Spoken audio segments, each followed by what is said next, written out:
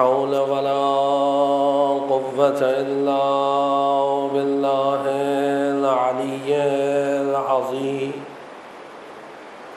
حسبنا الله ونعم الوكيل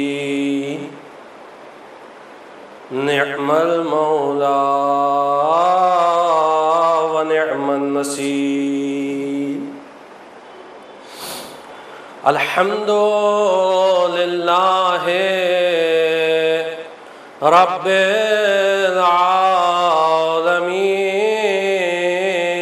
العالمين والعاقبة لأهل التقوى واليقين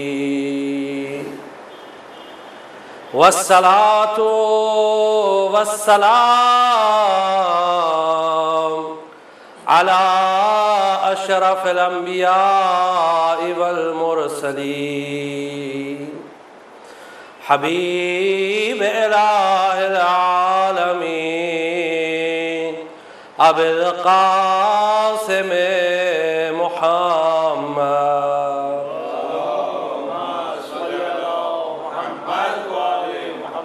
صلى الله عليه وآله المعصومين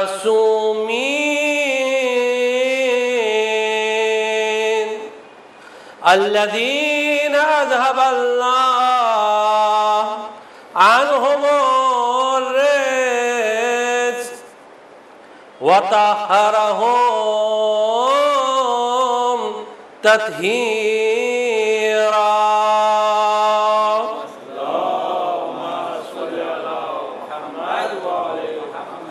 سيما بقية الله في الأرض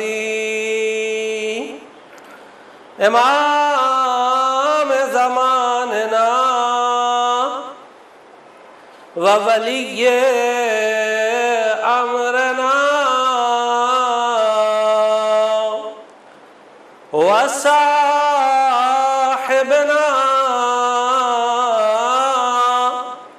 ومولانا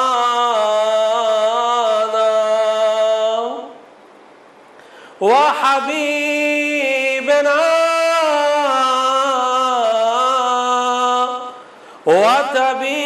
وطبيبنا وأنيسنا ومونسنا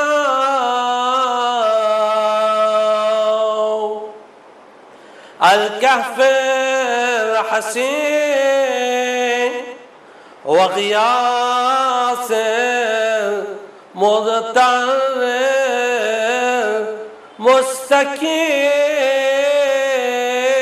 مستكين روحي وأرواح العالمين له الفداء أما بعد فقد قال مولانا الحسين بن علي عليهما السلام أنا قتيل العبرة فلا يذكرني مؤمن إلا استعبر مولانا الحسين بن علي عليهما السلام صلوات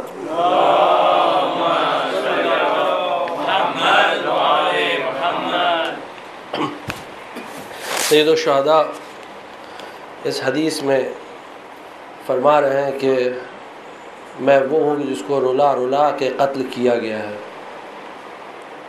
اور کوئی مومن مجھے یاد نہیں کرے گا مگر یہ کہ وہ گریہ کرے گا، وہ روئے گا۔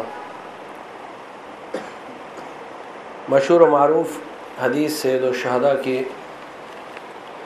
اور جس سے گریہ و عزا کے متعلق اس باب میں بہت ساری روایات ہیں، لیکن کیونکہ موضوع نہیں ہے اس لیے جو کل گفتگو جہاں تک پہنچی تھی کہ تجزیہ انالیسس کر رہے تھے اس حدیث کا نہیں بلکہ یہ سلوگن کا جن کو لوگوں نے حدیث کی طرح منسوب کر دیا ہے امام صادق علیہ السلام کی طرف یا دیگر ائمہ کی طرف، جبکہ وہ حدیث نہیں ہے کہ کل یوم عاشورا و کل ارض کربلا. تو کل یہ آپ کی خدمت میں عرض کیا تھا کہ عاشور کی طرح کوئی دن نہیں ہو سکتا، اور آج صرف مختصر 2 منٹ ایک حدیث آپ کی خدمت میں عرض کر دیں کہ کوئی زمین کربلا کی طرح ہو نہیں سکتی، کوئی زمین کربلا کی برابری کر نہیں سکتی، حتیٰ کہ مکے کی زمین بھی نہیں کر سکتی. اور یہ عقیدے کی بات ہے، اور یہ ہمارے یہاں روایات موجود ہیں. ابھی ہمیں تفصیل سے روایات بیان نہیں کرنی ہے. آپ جانتے ہیں کہ ایک کتاب ہے کامل الزیارات، اور اس کا الحمدللہ انگلش میں بھی ٹرانسلیشن ہو گیا، شاید اس دن مختار بھائی نے بتایا کہ گجراتی میں بھی ہو گیا، غالباً اردو میں اویلیبل ہے، انگلش میں اویلیبل ہے. کامل الزیارات جو ابن قلوہ قمی کی کتاب ہے، اور یہ اس کتاب میں انگلش میں اویلیبل ہے. یہ 88 چیپٹر جو ہے نا، چیپٹر نمبر 88، آپ اس میں ریفر کریے گا. کربلا کی جو زمین ہے اس کی امپورٹنس کیا ہے، اس میں بہت ساری حدیثیں ہیں، آپ دیکھ سکتے ہیں. صرف ایک حدیث آپ کی خدمت میں اور 1-2 پوائنٹ کہ یہ حدیث جو ہے وہ 5ویں امام محمد باقر علیہ السلام سے ہے کہ اللہ نے کربلا کی زمین کو مکے کی زمین سے 1000 سال سے زیادہ پہلے پیدا کیا. مکے کی زمین کو جب پیدا کیا اس سے 1000 سال سے زیادہ پہلے کربلا کی زمین کو پیدا کیا، اور اس کو مقدس یعنی ایک دم ہولی بنایا کربلا کی زمین کو، اور اس کو مبارک بنایا، کربلا کی زمین کو بابرکت بنایا، ارض کربلا کو. اور اس کے بعد امام فرماتے ہیں کہ کوئی دنیا میں ایسی زمین نہیں ہے جو کربلا کی برابری کر سکتی ہے، حتیٰ کہ ایون جنت میں جو سب سے افضل مکان اور مقام ہے وہ کربلا کی زمین کا ہے. اور اس کا پس منظر، اس کا جو بیک گراؤنڈ ہے وہ چھٹے امام صادق علیہ السلام فرماتے ہیں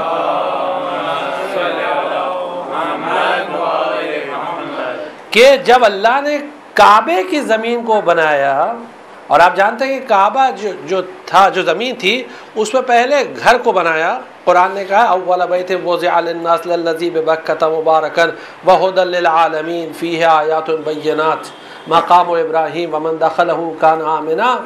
یہ جو حج کے لیے قرآن کی جو آیت ہے اور یہ کعبے کی زمین ہے، تو کعبے کی زمین نے فخر کیا، کعبے کی زمین جو ہے اس نے فخر کیا، اٹ واز پراؤڈ کہ مجھ سے افضل کون ہے، مجھ سے بہتر کون ہے. تو اللہ نے اسی وقت کعبے کی زمین کی مذمت کی اسی وقت، اور اس سے کہا کہ قابو میں رہ، تو کنٹرول میں رہے. میں نے ایک ایسی زمین بنائی ہے کہ جو تجھ سے افضل ہے، اور نہ کہ تجھ سے افضل بلکہ اس سے افضل کوئی زمین ہے ہی نہیں، اس سے افضل چیز میں نے بنائی ہی نہیں ہے زمین کے اعتبار سے. اور اس طرح کی روایات آپ کو بہت ملے گی. تو کوئی زمین کربلا کی برابری کر ہی نہیں سکتی کہ یہ کہنا کہ کلو ارضن کربلا، ہر زمین کربلا ہے. جیسا یہ خدمت آپ عرض کیا تھا، سلوگن آپ بنا دیجئے، آپ کو بنانا ہو، کیونکہ ہر آدمی کو اختیار ہے. دیکھیے اللہ نے تو سب کو اختیار دیا نا، سب کو اللہ برداشت کر ہی رہا ہے نا. ہم لوگ کو بھی برداشت کر رہا ہے، سلوگن کو بھی برداشت کرے گا، کوئی مسئلہ نہیں. وہ تو خیر حساب کتاب وہ تو بعد میں ہوگا کہ کون صحیح تھا کون غلط تھا، وہ حساب بعد میں ہوگا. ابھی تو فی الحال ٹھیک ہے جس کو کرتا ہے. لیکن جیسا کل آپ کی خدمت میں عرض کیا تھا کہ حق نہیں کسی کو کہ امام کی طرف منسوب کرے. اگر کوئی امام کی طرف منسوب کرتا ہے تو ہر وہ آدمی جو جانتا ہے اس پر واجب ہے کہ وہ سامنے آئے اور وہ کہے کہ یہ بات غلط ہے.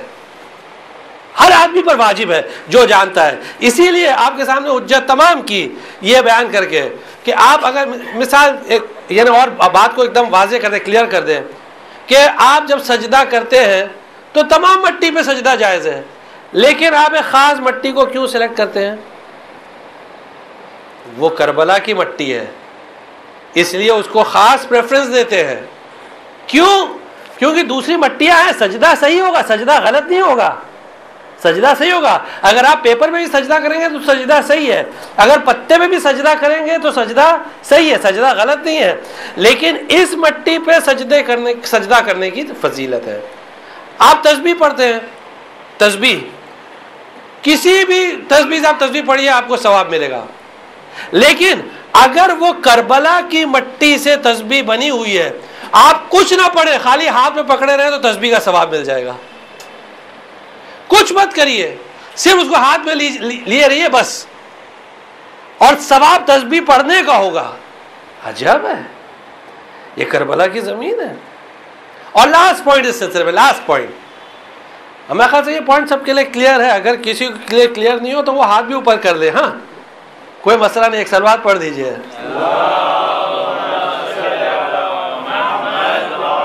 یہ فضیلت ہے, کربلا کی فضیلت ہے, مٹی کی عرض کربلا کی فضیلت ہے یہ, اور کوئی زمین اس کا مقابلہ نہیں کر سکتی. اور لاسٹ پوائنٹ کہ جب کوئی بیمار ہوتا ہے تو آپ اس کو کوئی بھی مٹی کھلا دیتے ہیں, کوئی مٹی کھا لو. مٹی کھانا, مٹی کھانا حرام ہے. آپ جانتے ہیں مسئلہ, فقہی مسئلہ ہے نا, مٹی کھانا حرام ہے. لیکن مریض کو خاک شفا دی جاتی ہے, اور ایک نہیں ہزاروں واقعات ہیں کہ لوگوں کو شفا ملی ہے. ہزاروں, ایک نہیں. علماء نے کتابیں لکھی اس موضوع پہ, علماء نے کتابیں لکھی ہیں. خاک شفا یعنی خاک کربلا کے معجزات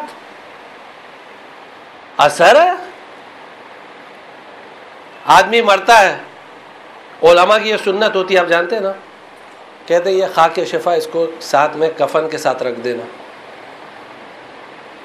ابھی کوئی سوال کرے کیا ضرورت ہے, کلو ارض کربلا, اور اتنی تو مٹی لا دی جا رہی ہے, ابھی اور مٹی کیا ضرورت ہے؟ تو وہ عالم پلٹ کر جواب دے گا, احمق, بات تمہارے سمجھ میں نہیں, ہم سے کہے گا بات تمہارے سمجھ میں نہیں آئی کہ مٹی تو بہت لاد دی گئی, 1 من مٹی لاد دی گئی مردے پہ, لیکن یہ ایک جو ٹکڑا ہے مٹی کا جس کو خاک کربلا کہتے ہیں یا خاک شفا کہتے ہیں, یہ وہ ساری مٹی کو الگ سائڈ میں کر دے گا تاکہ مٹی کا بوجھ محسوس نہ ہو. یہ اہمیت ہے اس کی, یہ فضیلت ہے. علماء رکھتے ہیں خاک شفا کو. آپ علماء کی وصیت پڑھیے, آپ دیکھیے عظمت ہے کربلا کی. تو یہ عرض کربلا, تو کلو یوم عاشورہ کلو عرض کربلا, یہ بیہودہ جملہ ہے کہ جس کی کوئی وقعت نہیں ہے, اور حدیثوں کے سامنے یہ کوئی سٹینڈ نہیں کرتا, بالکل قطعاً سٹینڈ نہیں کرتا. ہاں لیکن اگر کسی کو کہنا ہے وہ اپنا سلوگن بنا کے کہے, کوئی اس میں ہم لوگ کوئی اعتراض نہیں ہے.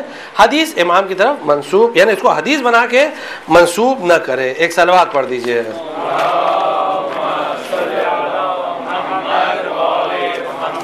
یہ تھی چند باتیں جو اب تک 2-3 دنوں میں جو چلی تبرہ کے متعلق اور صفات شیعہ کے متعلق کہ شیعوں کی صفات کیا ہے.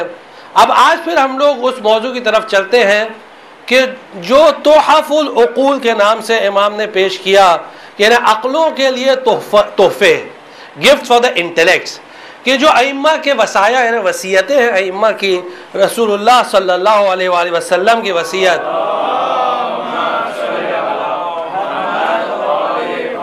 اور دیگر ائمہ علیہ السلام کی وصیتیں ہیں کہ جن کو ہم سر آنکھوں پر جو بھی انہوں نے کہا, اور یہ اہل بیت علیہ السلام کے چاہنے والے کا سلوگن یہ ہونا چاہیے کہ جو بھی ہم کہہ رہے ہیں, ہر چیز میں جو بھی ہمارا عقیدہ ہے وہ وہی عقیدہ ہونا چاہیے جو اہل بیت نے کہا ہے, اس کے علاوہ کچھ نہیں. چاہے انہوں نے اس کو پوشیدہ رکھا, چاہے اس کو اعلان کیا, چاہے وہ بات ہم تک پہنچی ہو یا وہ بات ہم تک نہیں پہنچی ہو, جو کہا اہل بیت نے وہ ہمارا عقیدہ سر آنکھوں پر. حدیث اگر ہم نے سنا, سمجھ میں آئی, اگر سمجھ میں آ گئی تو قبول کر لیا, احسن, نہیں سمجھ میں آئی تو اس کو اہل بیت کے حوالے کر دیا. اور اگر واقعی بہت بڑا ڈاؤٹ ہے تو علماء حدیث سے دریافت کیا اور جو انہوں نے کہا اسے قبول کیا. اب پیغمبر فرماتے ہیں, حدیث یعنی پیغمبر کی وصیت کنٹینیو ہوتی, اے علی میں تم کو بتاتا ہوں کہ بدترین شخص کون ہے. تم جاننا چاہتے ہو کہ بدترین شخص, سب سے برا, worst of all people, who is the worst of all people. اب سنیے حدیث کے جملے, پیغمبر کی وصیت ہے. who is the worst؟ فرماتے ہیں قلت بلا یا رسول اللہ, رسول اللہ بتائیے. کہا من لا یغفر الذنب ولا یقیل العثرہ, وہ شخص جو دوسروں کے گناہوں کو معاف نہیں کرتا ہے اور دوسروں کی غلطیوں کو نظر انداز نہیں کرتا ہے. یعنی جو دوسروں سے مسٹیکس ہو جاتی ہے نا, کسی نے ہمارے ساتھ کچھ برا کیا, اب ہم اس کو معاف نہیں کریں گے. ہمارے ساتھ برا کیا, اب اس کو معاف نہیں کریں گے. اس کی غلطیوں کو نظر انداز نہیں کریں گے. پیغمبر فرماتے ہیں یہ بدترین شخص ہے, یہ بدترین شخص ہے. اس سے برا آدمی کوئی ہو نہیں سکتا. ہو نہیں سکتا نہیں, بات وہاں نہیں رکتی. یعنی یہاں آپ آگے بڑھنے سے پہلے دیکھیے یہ سب چیزیں زندگی میں اپلائی کرنے کی چیزیں ہیں. کسی نے ہمارے ساتھ کچھ برا کیا, آپ دیکھیے چھوٹی چھوٹی باتیں ہی ہیں لیکن فیملی ریلیشن میں کتنا بڑا رول پلے کر سکتی ہیں. اگر اس کو ہم لوگ اپنے گھروں میں پہلے اپلائی کریں, پہلے ماں باپ بچوں کے ساتھ, بچے ماں باپ کے ساتھ, ہسبینڈ اینڈ وائف, اس کے بعد بردرز, سبلنگز, ایک دوسرے کا نظر انداز کریں, پوشیدہ کریں, غلطیوں کو اوور لک کریں. اس کے بعد پھر ایکسٹینڈڈ فیملی, جو بڑی فیملی, چھوڑیں, نظر انداز کریں. اور یاد رکھیے ایک بات کو, جو دوسروں کی غلطیوں کو معاف کرتا ہے اللہ اس کی غلطیوں کو معاف کرتا ہے ہمیشہ. یہ اللہ نے اصول بنایا ہے کہ جو میرے بندوں کی غلطیوں کو معاف کرے گا. اور آدمی اگر چھوٹی چھوٹی باتوں کو دل میں لے کے بیٹھے گا اور دل کو بغض اور کینے سے بھرے گا تو پھر یقین جانیے وہ اتنا نیگیٹو آدمی ہوگا کہ اس کے ذہن میں سوائے نیگیٹیوٹی کے کچھ نہیں ہوگی. اب نتیجہ کیا ہوگا, جو وائبز بھی جنریٹ کرے گا نا وہ نیگیٹو وائبز ہوگی. وائبز, ہاں بنگالی پروننسیشن نہیں ہے, وائبز کو وائبز بول رہے ہیں.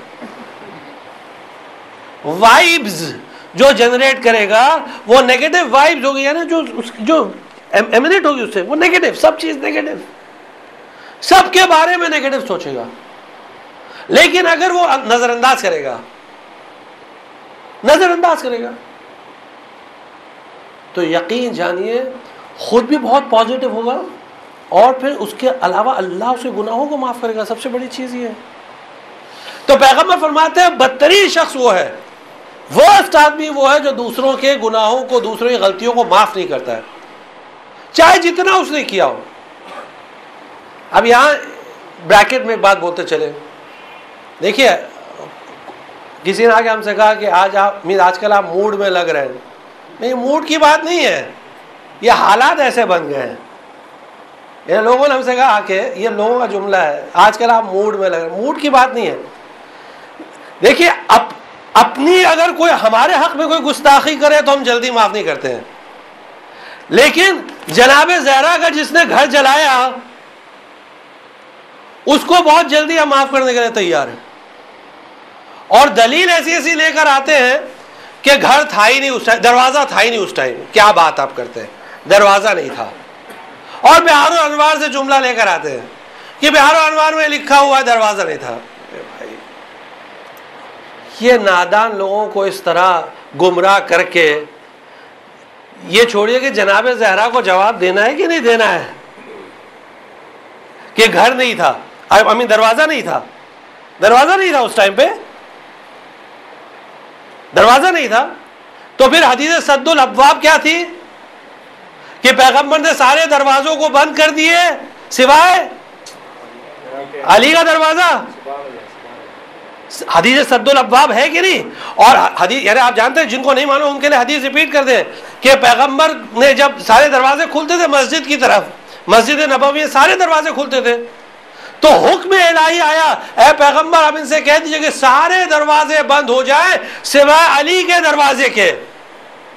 اور دعا ندبہ کا جملہ بھی ہے نا, آپ پڑھتے دعا ندبہ میں وَسَدَّ الْأَبْوَابَ إِلَّا بابا, سوائے علی کے دروازے باقی سب دروازے کھول دیے، سارے دروازے بند کر دیے، صرف علی کا دروازہ کھلا رہا، بس علی کو اجازت ہے مسجد میں کبھی بھی آئیں کبھی بھی جائیں۔ کیوں؟ دوسروں کے یہاں نجاست کا مسئلہ تھا، یہاں طہارت تو اعلان الہی ہے، اس لیے کوئی ڈاؤٹ نہیں۔ اور وہ کہتے دروازہ نہیں تھا، عجیب۔ واقعہ فارسی کا ایک شعر یاد آ جاتا ہے کہ فارسی میں ایک شعر ہے، بہت مشہور شعر ہے فارسی کا، کہ چشم باز و گوش باز و این اما حیرتم از چشم بندی خدا، کہ اس کی آنکھ بھی کھلی ہوئی ہے، کان بھی کھلے ہوئے، پھر بھی یہ اندھا ہے۔ سمجھ میں نہیں آتا کہ اللہ جب کسی کو اندھا بناتا تو کیسے بنا دیتا ہے۔ تو وہ دروازہ نہیں، وہ بہار انوار میں یہ حدیث ہے، وہ بہار انوار کی حدیث لے کر آئے، یعنی ایک سینٹنس ایک حدیث کا لائے اور پبلک کو پڑھ کے سنائے، دیکھیے بہار انوار میں حدیث ہے۔ بہار انوار میں حدیث کیا ہے آپ جانتے ہیں؟ وہ اس کا بھی جواب دے دیتے ہیں تاکہ یہ نہ سمجھے کہ حدیث سے واقف نہیں ہے، نہیں وہ بھی حدیث جانتے ہیں۔ وہ حدیث کیا ہے؟ وہ حدیث یہ کہ امام اپنی مظلومیت بیان کر رہے ہیں کہ ہماری وہ حالت ہے اہل بیت کی کہ ہمارے گھروں میں چھت نہیں، ہمارے گھروں میں دروازے نہیں، یعنی اپنی مظلومیت بیان کر رہے ہیں۔ مطلب مفہوم یہ ہے، تو یہ مفہوم لے کر آنا کہ دروازہ تھا ہی نہیں تو آگ کہاں سے لگاتے، یعنی اتنی محبت ان کی آگے آگ لگانے والے کی۔ ایک صلوات پڑھ دیجئے۔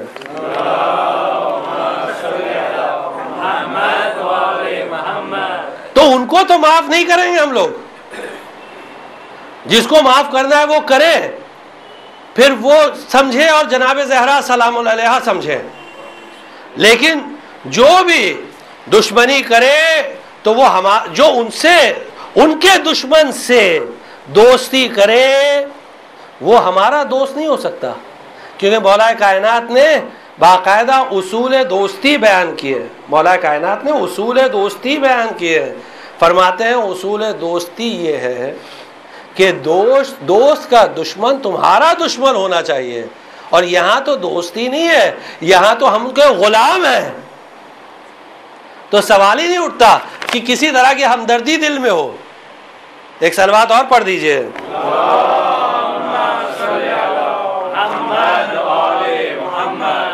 تو فرماتے ہیں کہ بدترین شخص وہ ہے کہ جو دوسروں کے گناہوں کو معاف نہ کرے، دوسروں کی غلطیوں کو نظر انداز نہیں کرے، اوور لک نہیں کرتا دوسروں کی مسٹیکس کو، ایک ایک مسٹیک پکڑ کے بیٹھا رہتا ہے، ایک ایک چیز۔ اور پھر یہ خالی آپ کو تجربے سے بتا دیں کہ دیکھیں جب آدمی نیگیٹو ہوتا ہے نا، مثال کے طور پر اگر ہم نیگیٹو ہیں اس وقت تو ابھی ہم جب نیگیٹو ہے تو ہم جا کے مجلس کے بعد کہیں گے ارے محمد علی بھائی آپ کو پتہ ہے فلاں صاحب مجلس میں آئے تھے، وہ ہم کو کیسے دیکھ رہے تھے، وہ اس طرح دیکھ رہے تھے، یقیناً ان کے دل میں کینہ ہے، لا الہ الا اللہ، یعنی اب ہم دیکھ بھی رہے، یعنی ان کے دیکھنے کو بھی سمجھ گئے اور ان کے دل کو بھی سمجھ گئے اور اپنا ورڈکٹ بھی دے دیا۔ ایسے لوگ ہیں کہ جو باقاعدہ علم غیب سے بھی واقف ہے، یہ نیگیٹیوٹی کا نتیجہ ہے، اتنے نیگیٹو ہو جاتے ہیں۔ اور پھر اس کے بعد پیغمبر فرماتے ہیں اے علی اور تم کو بتاؤں کہ اس سے بدتر کون ہے، اس سے ورس کون ہے، اس سے بھی ورس۔ یا رسول اللہ بتائیے، وہ شخص کہ جس سے لوگ کوئی اچھائی کی امید نہیں رکھتے ہیں اور اس کے برائی سے محفوظ نہیں رہتے ہیں، یعنی یہ وہ شخص ہے جو کسی نہ کسی طرح کبھی کسی کے ساتھ اچھا نہیں کرتا ہے، کبھی کسی کے ساتھ اچھا نہیں کرے گا، اور ہمیشہ سوچتا ہے کیسے کس کو نقصان پہنچائے، یعنی ایسا کہ جس کو بقول کہاوت، یو پی میں کہاوت ہے کہ اس کا کانٹا پانی نہیں مانگتا، اگر کاٹ لے کسی کو تو پھر وہ آدمی پانی نہیں مانگتا، وہ یعنی ہمیشہ برائی، اس کو کیسے میں اذیت پہنچاؤں، کس کو کیا نقصان پہنچاؤں، کس کے خلاف کیا فیس بک پہ پوسٹ کروں، لگا اس کے ذہن میں یہی ہے کہ فیس بک پہ نیکسٹ کیا پوسٹ کرنا ہے، کام دھندہ ہے نہیں تو فیس بک کے پیچھے لگے ہوئے ہیں۔ آج کل فیس بک شیطان نے ایک نئی چیز ایجاد کی ہے، وہ یہودی وہاں بیٹھا ہوا زکربرگ، اگر نام صحیح لے رہے تو، اس نے ایک نئی شیطنت ایجاد کی ہے، اور اس کی وجہ سے ابھی یو کے میں ایک سروے ہوا کہ 60% ڈیورس کی کازز فیس بک ہے، 60% ڈیورس کی کازز فیس بک ہے، کیونکہ ہسبینڈ کسی اور کے ساتھ فیس بک پہ بزی ہے اور وائف کسی اور کے ساتھ بزی ہے۔ ایک صلوات پڑھ دیجئے۔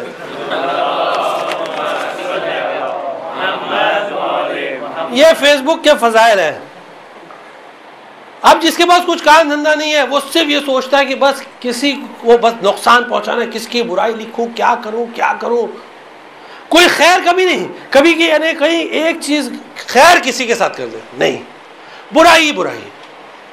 پیغمبر فرماتے ہیں کہ یہ سب سے بدتر ہے، اور قرآن نے کہا جب خیر کرو کسی کے ساتھ تو کبھی اس کو بیان نہ کرو۔ فرماتے یعنی اللہ تعالیٰ ارشاد فرما رہا ہے قرآن میں کہ قول معروف خیر من صدقۃ تتبعها اذی، اچھی باتیں کرنا یہ اس صدقے سے بہتر ہے کہ جس کے بعد تم لوگوں کو اذیت پہنچاؤ اپنی باتوں سے احسان جتا کر۔ آیت اس طرح شروع ہوتی ہے، اچھی باتیں کرنا یہ اس صدقے سے بہتر ہے، نیکی سے بہتر ہے کہ جس کے بعد تم احسان جتا کر اذیت پہنچاؤ۔ پھر اس کے بعد آیت کنٹینیو ہوتی ہے، یا ایھا الذین آمنوا لا تبطلوا صدقاتکم بالمن والاذی، اے صاحبان ایمان دیکھو جو تم نے اچھی اچھی چیزیں کی ہیں اس کو برباد نہ کر دو، اس کو ختم نہ کر دو، اس کو باطل مت کر دو۔ کائے سے؟ بالمن یعنی احسان جتا کر، من یعنی احسان، منت، میں نے تمہارے ساتھ یہ کیا، میں نے تمہارے ساتھ وہ کیا، میں نے تمہارے ساتھ وہ کیا، اس کو کہتے ہیں منت جتانا، اس کو کہتے ہیں احسان جتانا۔ والاذی، اور اذیت پہنچا کر، کیونکہ ایک ہاتھ سے آپ ایک تھپڑ مار دیں سامنے والا بھول جائے گا، ایک تھپڑ اگر ہاتھ سے مارے اور جا کے معافی مانگے تو وہ اس تھپڑ کو بھول جائے گا، لیکن زبان سے جو تیر نکلتا ہے اور وہ جو دل پہ لگتا ہے اس کو آدمی جلدی نہیں بھولتا۔ یہ زبان سے جو نکلی ہوئی بات ہوتی ہے، اس لیے زبان پہ بڑا قابو ہونا چاہیے۔ قرآن کہتا ہے یا ایھا الذین آمنوا لا تبطلوا صدقاتکم بالمن والاذی، اللہ اس بات کو پسند نہیں کرتا۔ تم نے احسان کیا بھول جاؤ، احسان کر کے یاد مت کرو احسان کیا نہیں، بلکہ اگر احسان کرو تو ہمیشہ یہ سوچو کہ جس کا احسان کرو یہ کب برا کرے گا، ایکسپیکٹ کرو، اینٹیسپیٹ کرو کہ یہ تمہارے ساتھ برا ہی کرے گا۔ اگر اچھا کرو تو تعجب کرو، نہیں اچھا کر رہا، عجیب آدمی ہے۔ ہاں یہ ہماری بات ہے نہیں، کس کی بات ہے؟ امیر المومنین کی ہے۔ امیر المومنین علی ابن ابی طالب علیہ السلام فرماتے ہیں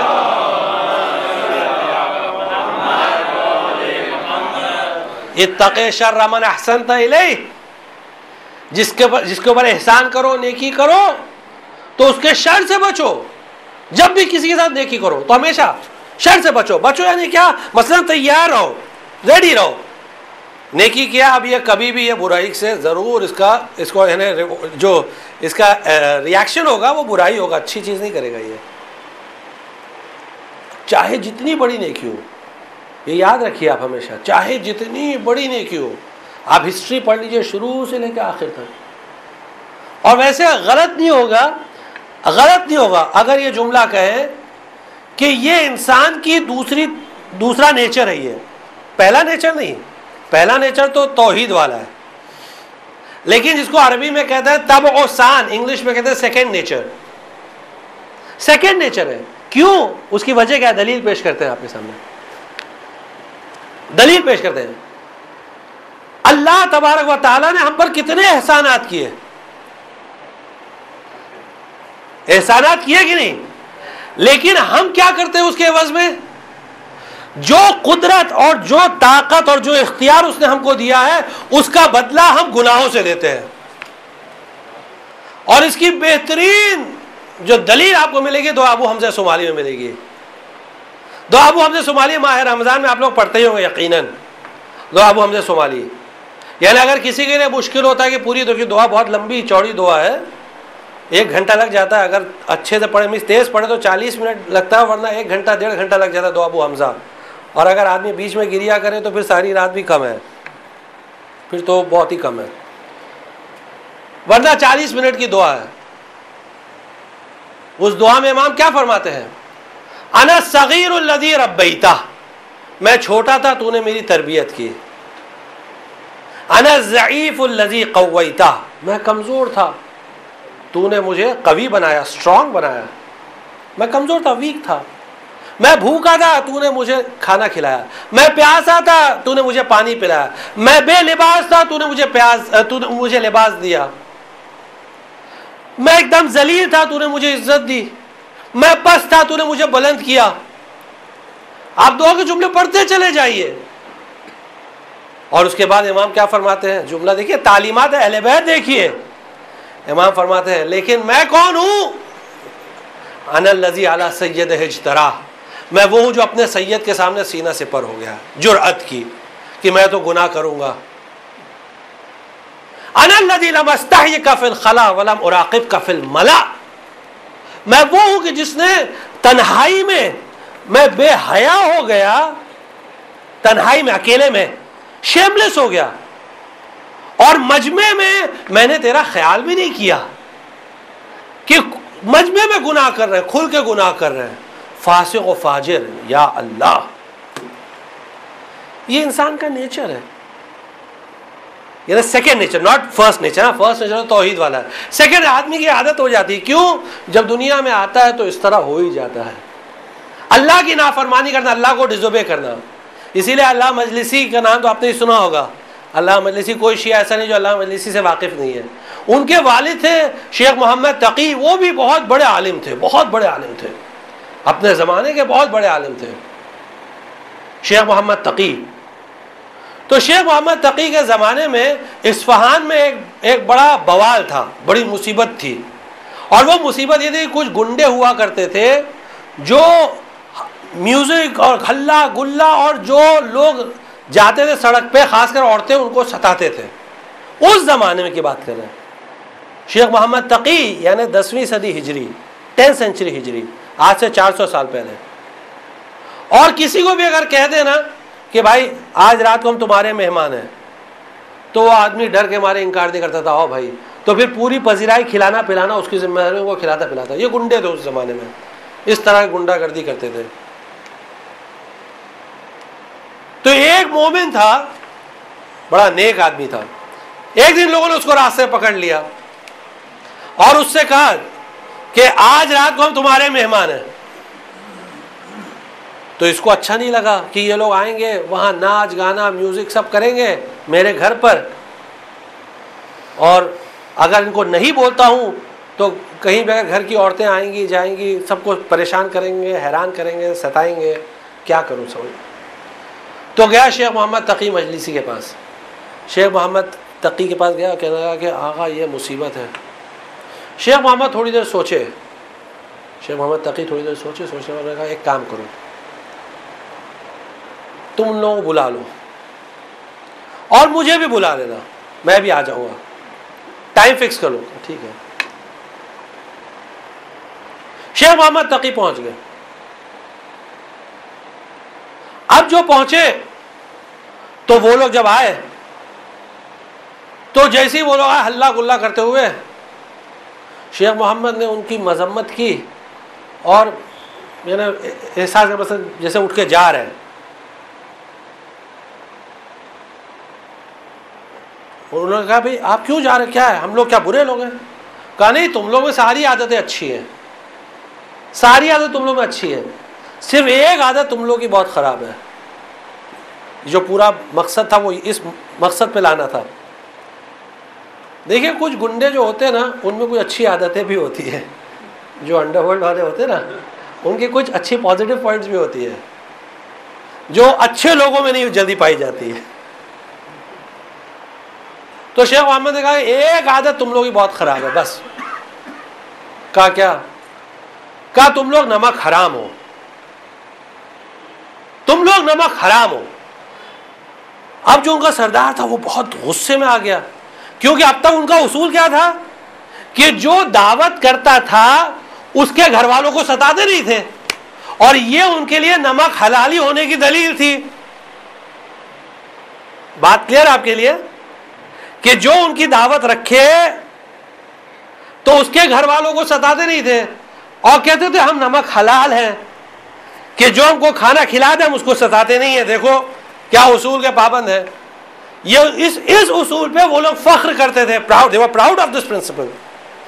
شیخ محمد تقی نے اسی اصول پہ ان کو مارا. کہا کہ تم لوگ نمک حرام ہو. تو جو سردار تھا وہ بگڑ گیا. کہا شیخ کیا بات کرتے ہو تم, ایک گھر بتا دو جس کے ساتھ ہم نے یہ کام کیا ہو, جس کا نمک کھایا اس کے ساتھ ہم پورے وفادار رہے. شیخ محمد نے کہا کہ جس نے تم کو نمک کھلایا ہے, نمک پیدا ہونے کے بعد اس کے تم وفادار رہو, لیکن اصل جس نے نمک پیدا کیا اس کے ساتھ وفاداری کی. کہ ہم تمہاری بات نہیں سمجھے. کہ آج جو شیخ محمد تقی نے کہا آج جو تمہارے پاس جو بھی طاقت ہے, قوت ہے, یہ جسم ہے, یہ طاقت ہے, یہ قدرت ہے, یہ پاور ہے, یہ فریڈم ہے, یہ ساری چیز کرنے کو تم کو کس نے دیا؟ کس نے تم کو پیدا کیا؟ آج جو تم کر رہے ہو سب اس نے تم کو کیا, اس نے تم کو دیا ہے, اور اس نے ساری چیزیں تم کو غذا کھانے کے لیے دی. اس نے تم کو یہ طاقت دی تم غذا کھا سکو, ورنہ غذا سامنے ہوتی ہے آدمی نہیں کھا سکتا ہے.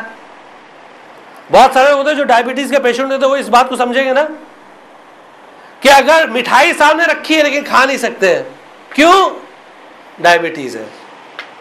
تو یعنی اللہ نے ایک نعمت کو ان سے محروم کر دیا. انڈیا ڈائبٹیز کا کیپٹل ہے نا, تو لوگ یہ بات کو سمجھ سکتے ہیں. ایک نعمت کو محروم کر دیا. تو اکثر ایسا ہوتا ہے کہ بہت ساری نعمت ہوتی ہے جس کو ہم یوز نہیں کر سکتے ہیں. تو شیخ محمد تقی نے کہا کہ اللہ نے تم کو اتنی نعمتیں دی ہیں, اس کا بدلہ تم نے کیسے دیا؟ حرام کاری کر کے, اس کی نافرمانی کر کے, اس کو ڈیزوبے کر کے, وہ ساری چیزیں جو اس نے حرام کہی ہے اسی کو تم فالو کرتے ہو. وہ لوگ سنے اور ان پر ایسا اثر ہوا کہ ان لوگوں نے وہ کام کرنا چھوڑ دیا. البتہ زبان کا بھی اثر ہوتا ہے. یعنی شیخ محمد تقی کی وہ پاکیزگی, وہ تقوی اور وہ پرہیزگاری تھی, ورنہ ہمارے جیسے لوگ تو بولتے رہتے ہیں, کوئی نہ خود پہ اثر ہوتا ہے تو دوسرے پہ کیا ہوگا. ایک صلوات پڑھ دیجئے.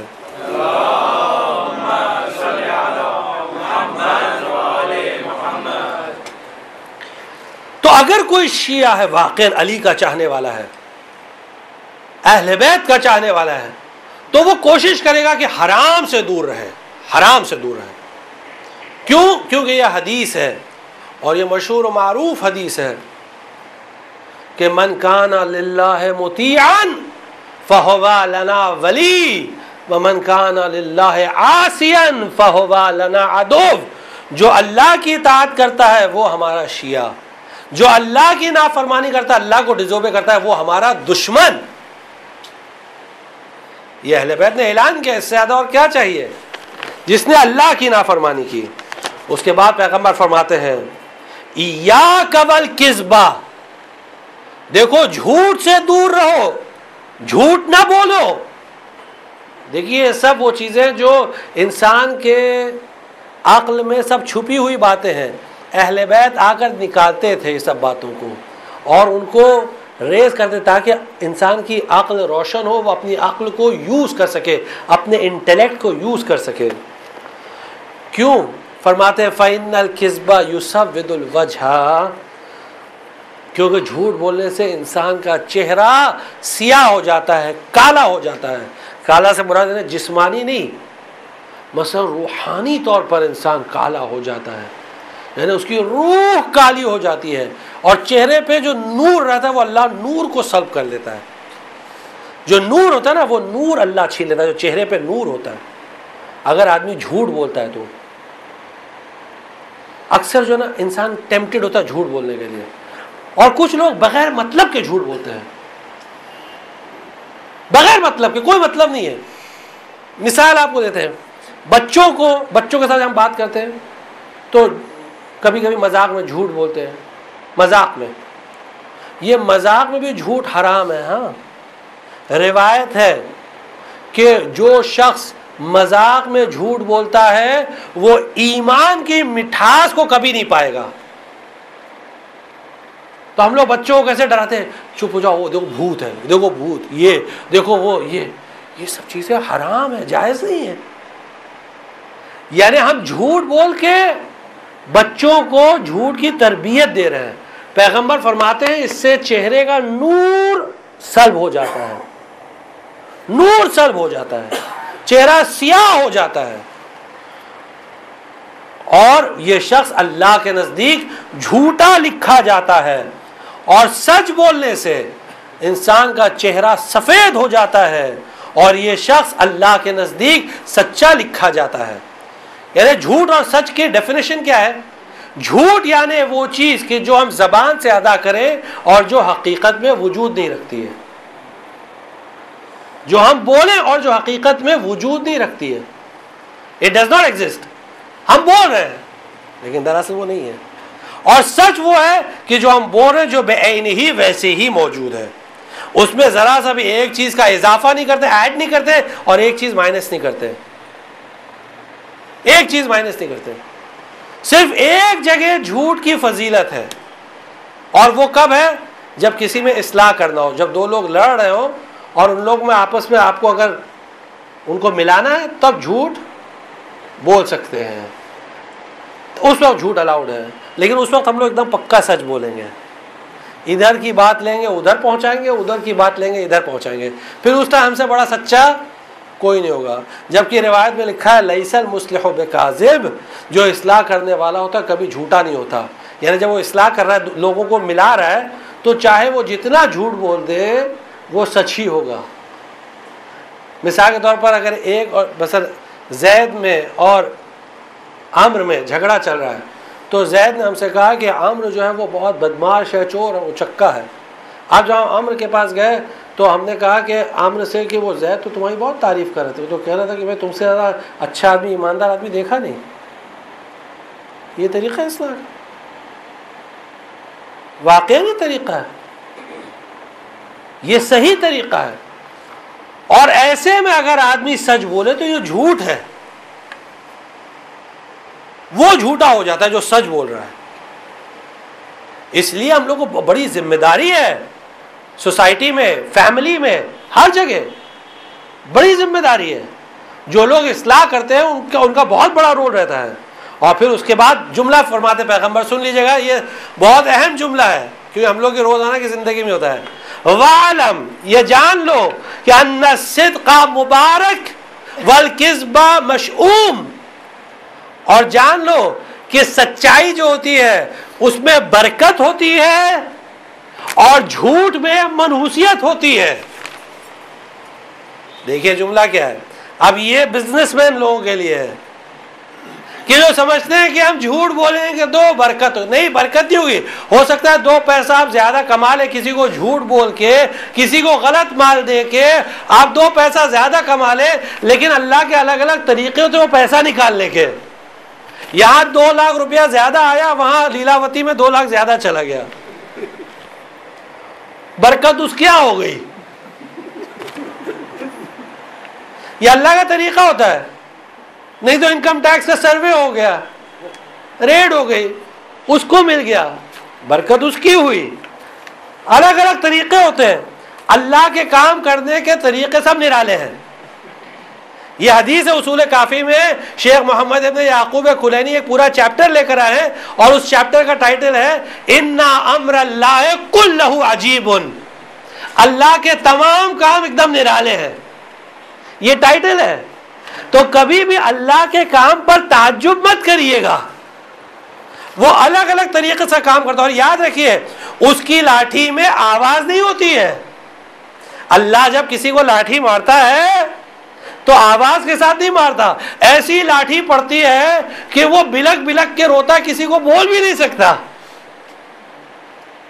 دیکھیے اگر آپ نے ہم کو 1 تھپڑ مارا تو ہم آپ کو پلٹ کے 1 تھپڑ مار دیے، بدلہ ہو گیا. یہ بدلہ ہو گیا، یہ انسان کا بدلہ ہے. آپ نے ہم کو 1 بری بات بولی، ہم نے آپ کو 1 بات بری بولی، یہ انسان کا بدلہ ہو گیا. لیکن اگر ہم نے آپ کو خدا نخواستہ اذیت پہنچائی، 1 تھپڑ مارا یا 1 بری بات بولی، اور آپ اس پوزیشن میں نہیں ہیں یا پوزیشن میں ہیں کہ آپ ہم کو پلٹ کے 1 تھپڑ مار سکتے ہیں، اور یا پوزیشن میں نہیں بھی ہیں، دونوں. پوزیشن میں ہیں یا پوزیشن میں نہیں ہے کہ آپ کو پلٹ کے ایک تھپڑ مارے یا پلٹ کے گالی بکے. ہم نے جو کیا اس کا بدلہ. تو آپ کچھ نہیں کرتے ہیں, کھا لیے, گالی سن لیا, اللہ کی بارگاہ میں گئے اور شکایت کی, پروردگارا اس نے میرے ساتھ ایسا کیا, تو گواہ ہے. دونوں پاسبلٹی, ایک آپ یہ کہیں میں کر سکتا تھا لیکن میں نے تیری خاطر نہیں کیا. دوسری چیز, میں نہیں کر سکتا تھا کیونکہ تو نے مجھے کمزور بنایا, اس کو طاقتور بنایا. دونوں کیس میں امام فرماتے ہیں کہ مظلوم کی دعا سے بچو, کیونکہ مظلوم کی دعا بارگاہ خداوندی میں اتنی تیزی سے قبول ہوتی ہے کہ جتنی تیز چھری گوشت کے اندر نہیں جاتی ہے. اس لیے مظلوم کی دعا سے بچو. انسان کو ڈرنا چاہیے. اب جو آپ نے جا کے مصلی پر سجدے میں یہ اللہ سے کہا پروردگارا تو ہی سمجھ لینا, تو سمجھ لیجئے پروردگار کی ایسی لاٹھی پڑتی ہے کہ ہم راتوں کو اکیلے میں روتے ہیں کہ کوئی سولوشن ہو, لیکن سولوشن نہیں آتا. پھر اس کے پاس جاتے ہیں, اس کے پاس جاتے ہیں, اس کے پاس جاتے ہیں, یہ باوا, یہ پیر, یہ دعا, وہ تعویذ لگے ہیں, کوئی دعا بتائیے, اس سے کچھ نہیں ہوتا, کچھ نہیں ہونے والا ہے. چاہے جتنا کرے کچھ نہیں ہونے والا ہے. جس کو ہم نے اذیت پہنچائی اس کے پاس جا کر بولے کہ سوری, چاہے وہ ماں باپ ہو, چاہے بھائی بہن ہو, چاہے بیوی ہو, چاہے خاندان والے ہو, چاہے دوست احباب ہو, اس کو جا کر کہے سوری. یہ طریقہ ہے, یہ اسلام کا طریقہ ہے, اسلام کی روش.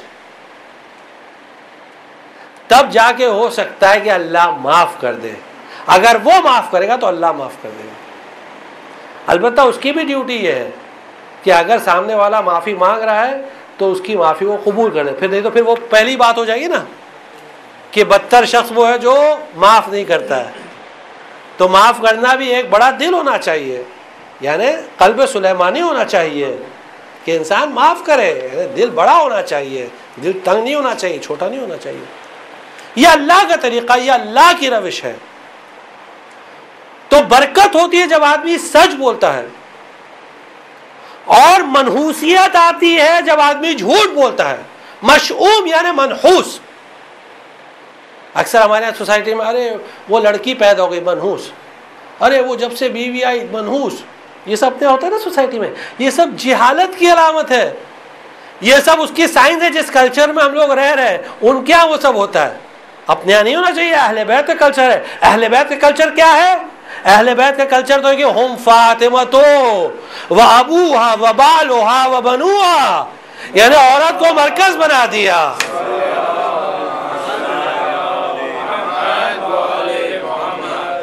جناب فاطمہ زہرا کو مرکز بنا دیا کہ اللہ نے اعلان کیا لولاک لما خلقت الافلاک, اے پیغمبر اگر آپ نہ ہوتے تو میں کائنات کو نہ پیدا کرتا. ولولا علی لما خلقتک, اگر علی نہ ہوتے تو آپ کو پیدا نہ کرتا. ولولا فاطمہ لما خلقتکما, اگر فاطمہ نہ ہوتی تم دونوں کو پیدا نہ کرتا. ایک صلوات پڑھ دیجئے.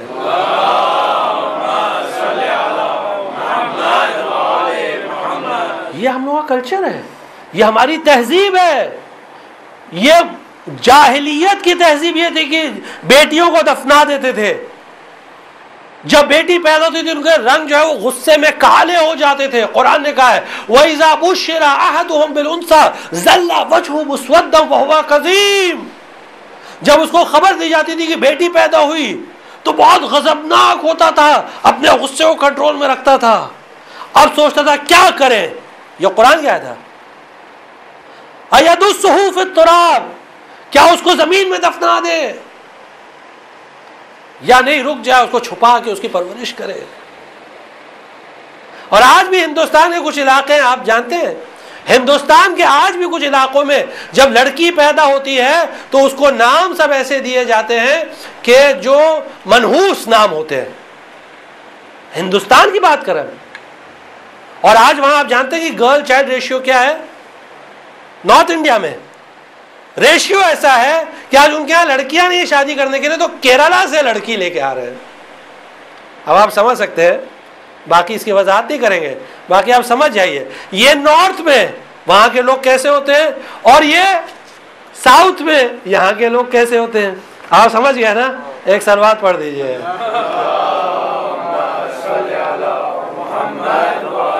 یہ اللہ کی لاٹھی ہے. یہ اللہ کیا ہوتا ہے؟ منحوسیت لڑکی سے نہیں ہوتی ہے، بلکہ لڑکی کے لیے تو روایات میں ملتا ہے، روایات میں ملتا ہے کہ لڑکی بابرکت ہوتی ہے، اللہ سوال نہیں کرے گا، نعمت ہے، بلکہ نعمت نہیں رحمت ہے، معاف کرے گا. لڑکا نعمت ہوتا ہے، لڑکی رحمت ہے، لڑکی کے متعلق سوال نہیں کیا جائے گا. جنت کا ایک دروازہ کھل جاتا ہے. کتنی حدیثیں ہیں، آپ پڑھتے چلے جائیے. یہ لڑکی کے متعلق ہے.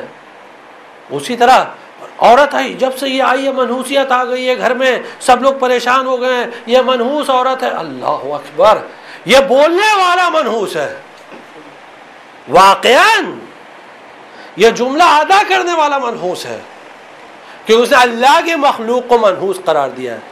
منحوسیت اپنے اخلاق سے آتی ہے، جھوٹ بولنے سے منحوسیت آتی ہے. اور یہ ساری چیزیں یعنی واقعی دینی تعلیمات اہل بیت علیہ السلام پر غور کریں. اسی لیے کہا جاتا ہے کہ حدیثیں پڑھیے. معرفت اسی کو کہتے ہیں، معرفت اسی کو کہتے ہیں. پانچویں امام نے چھٹے امام کو وصیت میں کہا، یا بنیا اعرف منازل شیعتنا علی قدر معرفتہم.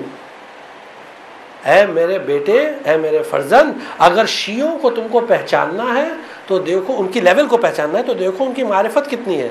اور معرفت کیا ہے؟ فَإِنَّ الْمَعْرِفَةَ هِيَ الدِّرَایَةُ لِلرِّوَایَةِ. معرفت یعنی حدیثوں کو سمجھنا، فہم الحدیث، حدیثوں کو سمجھنا. آج ساری حدیثیں موجود ہیں، پڑھیے حدیثوں کو، انگلش میں اویلیبل ہے، جتنا ہو سکے پڑھیے، جتنا ہو سکے میکسیمم. بچوں کو تعلیم دیجیے حدیثوں کی. اگر یہ سب چیزیں ہوں گی تو پتہ چلے گا بھائی صحیح کیا ہے، غلط کیا ہے. ورنہ ہمارے بہت سارے رسم و رواج وہی ہیں جو جاہلیت کے آج بھی موجود ہیں. آج بھی یعنی آپ یقین جانیے ہم نے بہت مذہبی لوگوں کے منہ سے ایسی ایسی باتیں سنی ہیں کہ حیران ہو گئے، حیران. یعنی ایسے ایسے جملے، ابھی وقت نہیں ورنہ انشاءاللہ کبھی اور ابھی خدمت کریں گے. مذہبی لوگ نماز شب کے پابند، ہاں، لیکن جملہ جاہلیت کا، جملہ جاہلیت. یہ کلچر کہاں سے آیا؟ ان سے کہا بھائی یہ کہاں سے؟ نہیں ہمارے ہاں یہ کہاوت ہے. یہ جاہلیت کی کہاوت ہے، یہ اسلام کی کہاوت نہیں ہے. ہاں زدارو، یہ جو اسلام ہمارے پاس ہے نا، یہ کربلا کی دین ہے. اگر امام حسین علیہ السلام یہ قیام نہ کرتے تو یہ تعلیمات ہم تک نہ پہنچتی. انشاءاللہ اگر اللہ نے توفیق دی تو کل اس کی مزید وضاحت کریں گے کہ کس طرح یہ امام حسین علیہ السلام کی شہادت سے، بلکہ قیام لفظ جو ہے وہ یعنی اس پہ تھوڑا وہ ہے کہ شہادت کے ذریعے کس طرح چیزیں ہم تک آئی اور کس طرح ہم تک پہنچی. اگر اللہ نے توفیق دی تو اس پر تھوڑی سی، پورا مکمل نہیں، تھوڑی سی وضاحت اس کی کریں گے آپ کی خدمت میں اگر اللہ نے توفیق دی تو. واقعا یہ چھوٹے چھوٹے بچے یہ جو اپنی جان دے گئے تیار، عجیب و غریب منظر کہ آپ دیکھیں شب عاشور ہے اور امام حسین علیہ السلام محضر شہادت پڑھ رہے ہیں. محضر یعنی رول، رجسٹر، ایک ایک کا نام لے رہے ہیں جو شہید ہونے والے ہیں، ان کا نام لے رہے ہیں. پہلے اصحاب کا نام لیا، پھر اس کے بعد اپنے خاندان والوں کا نام لینا شروع کیا. اور جب سب کا نام لے چکے تو اس میں ایک نام رہ گیا اور وہ نام تھا امام حسن کے یتیم کا قاسم. اب جیسی قاسم کی عمر 13 سال یا 14 سال سے زیادہ نہیں تھی، لیکن جذبہ دیکھیے کہ نام محضر میں نہیں پایا تو ایک کونے میں جا کر بیٹھ کر رونے لگے، گریہ کرنے لگے، اور روتے روتے اچانک ایک خیال آیا کہ بابا نے دنیا سے رخصت ہوتے وقت ایک بازو میں تعویذ باندھی تھی اور کہا تھا کہ بیٹا قاسم، جب کوئی بڑی مصیبت آئے، جب کوئی بڑا مسئلہ درپیش آئے، بڑا پرابلم آئے، تو اس تعویذ کو کھول کے پڑھ لینا، اس میں اس مسئلے کا حل ہوگا۔ اب یہ 13 سال کا بچہ، اس نے سوچا اس سے بڑی مصیبت اور ہو بھی کیا سکتی ہے، اس سے بڑی مصیبت ہو نہیں سکتی ہے۔ اس نے تعویذ کھولی، بازو کی تعویذ کھولی اور پڑھا، اس میں ایک فقرہ لکھا تھا، بنیا قاسم ادرک عمک الحسین، اے میرے فرزند قاسم، بیٹا قاسم، اپنے چچا حسین کی مدد کے لیے جانا۔ اب جیسے ہی اس 13 سال کے کم سن نے اس عبارت کو پڑھا، بس چہرے پہ مسکراہٹ آ گئی، اور اس عبارت کو، اس تعویذ کو لے کر چچا کے سامنے آیا، اور مقتل میں جملہ لکھا ہے کہ قاسم نے زبان سے کچھ نہیں کہا، بس تعویذ امام کو پکڑا دی۔ اب جیسے ہی امام نے تعویذ پڑھی، کہا بیٹا قاسم، یہ تم بھائی کی تحریر لے کر نہیں آئے ہو، اپنی موت کا پیغام لے کر آئے ہو، اپنی موت کا پیغام لے کر آئے ہو۔ بیٹا قاسم، ارے تم شہید ہو گئے یقیناً، لیکن میں نے صرف تمہارا نام نہیں لیا تھا، ورنہ قاسم، نہ صرف تم کل مارے جاؤ گے بلکہ تمہارا بھائی علی اصغر بھی مارا جائے گا۔ اب جیسے ہی قاسم نے اپنی شہادت کی خبر سنی تو خوش ہو گئے، لیکن جیسے ہی علی اصغر کا نام سنا، ارے غیرت دار ہاشم تھا، کانپ اٹھا، ارے چچا، یہ علی اصغر کا نام کہاں سے آ گیا؟ ہل یصلون الی الخیام، ارے کیا اشقیاء خیمے میں چلے آئیں گے؟ حسین نے سمجھایا، نہیں نہیں، بلکہ میں علی اصغر کو اپنے ہاتھوں میں لے کر جاؤں گا، اور وہاں علی اصغر میدان میں شہید ہوگا۔ اس سے قاسم کو ڈھارس ہوئی، میں کہوں گا، ارے غیرت دار بنی ہاشم کے بچے، ارے بنی ہاشم کے غیرت دار بچے، خالی سنا کہ اشقیاء خیمے میں، خالی یہ خیال، یہ تصور کہ اشقیاء خیمے میں چلے آئیں گے، یہ سن کر کانپ گئے۔ ارے سید سجاد کے دل سے پوچھو، سید سجاد کے دل سے پوچھو کہ دیکھ رہے عصر عاشور، اشقیاء درانہ خیموں میں چلے آ رہے ہیں، خیموں کو لوٹ رہے ہیں، آگ لگا رہے ہیں، اور اپنی ماں بہنوں اور پھوپھیوں کو دیکھ رہے ہیں، برہنہ سر بغیر چادر کے، ایک خیمے سے دوسرے خیمے، دوسرے خیمے سے تیسرے خیمے۔ وَسَيَعْلَمُ الَّذِينَ ظَلَمُوا أَيَّ مُنقَلِبٍ يَنقَلِبُونَ إِنَّا لِلَّهِ وَإِنَّا إِلَيْهِ رَاجِعُونَ رَضًا بِقَضَائِهِ تَسْلِيمًا لِأَمْرِهِ لَا مَعْبُودَ سِوَاهُ۔ پروردگارہ امام زمان علیہ السلام کے ظہور میں تعجیل فرما، پروردگارہ امام زمان علیہ السلام کے ظہور میں تعجیل فرما، پروردگارہ امام زمان علیہ السلام کے ظہور میں تعجیل فرما، ہم کو ان کے اعوان و انصار میں شمار فرما۔ پروردگارہ جو لوگ پریشان حال ہیں ان کے پریشانیوں کو دور فرما، جو لوگ مقروض ہیں ان کے قرضوں کو ادا فرما، جن کی گردنوں پر کچھ حقوق باقی ہیں ان کو توفیق دے کہ وہ حقوق ادا کر سکیں۔ پروردگارہ جو لوگ لا ولد ہیں ان کو اولاد نیک اور صالح عطا فرما، بحق الحسین بحق الزہرا ان کو اولاد نیک اور صالح عطا فرما۔ پروردگارہ جو بچے امتحانات میں بیٹھ رہے ہیں ان کو تو کامیابی و کامرانی عطا کر۔ پروردگارہ جو لوگ مریض ہیں ان کو شفاء کامل و عاجل عطا فرما، بالخصوص جنہوں نے التماس سے دعا کہا ہے ان کو شفاء کامل و عاجل عطا فرما۔ پروردگارہ ہم کو اس دنیا میں زیارت حسین اور آخرت میں شفاعت حسین